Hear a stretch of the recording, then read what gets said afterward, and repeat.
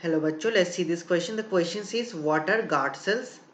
Explain their role in regulating transpiration. ठीक है, तो ये क्वेश्चन में गिवन है. अब हम लोग यहाँ पर की कंसेप्ट देखते हैं. ठीक है, so let's see the key concept that what is guard cell. So guard cells are kidney shaped cells around stomata that regulate transpiration.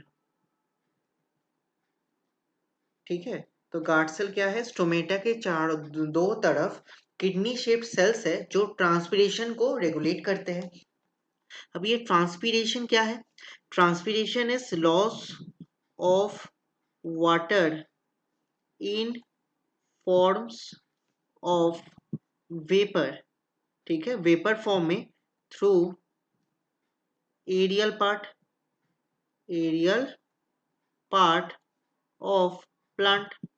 ठीक है, वाई एरियल प्लांट हम लोग बोल रहे हैं, मतलब जो पार्ट जमीन के ऊपर है वहीं वहां पर कहीं से भी ट्रांसपीरेशन हो सकता है. सो गार्ड सेल कहां पर हम लोग बात कर रहे हैं? We are talking about the transpiration through leaves. ठीक है, सो बेसिकली क्या होता है, ये कुछ इस तरीके के सेल्स होते हैं. ठीक है, ये कुछ इस तरीके के सेल्स होते हैं, तो इनको हम लोग बोलते हैं गार्ड सेल्स. और इस रीजन को क्या बोलते हैं हम लोग? इसको हम लोग बोलते हैं स्टोमेटल अपर्चर या फिर सिर्फ स्टोमेटा. तो यहां से वाटर लॉस होगा in the form of vapours. अब ये गार्ड सेल्स, ये कैसा गार्ड सेल्स है? यहाँ पर ये टर्जिड है. तो बेसिकली जो पोटेशियम आयंस होते हैं, ये जब इनफ्लक्स होगा इनफ्लक्स होगा इनफ्लक्स मतलब कहां पर? Inside guard cells. मतलब जब ये गार्ड सेल्स के अंदर पोटेशियम आयंस जाएंगे, तब क्या होगा? तब ये सेल्स हो जाएगा टर्जिड. ठीक है, टर्जिट होते ही क्या होगा? टर्जिट होते ही स्टोमेटा ओपन होगा. Stomata open. तो यहाँ पर ये डायग्राम में कैसा है सेल्स? ये टर्जिट सेल्स है.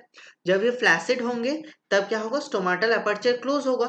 तो this is the factor and this is the role in the regulating transpiration.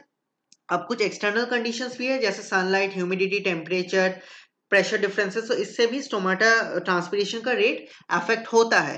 But this is the effect of the transpiration by the guard cells. So this is the answer of the question. Hope you understood it well. Best of luck. Thank you.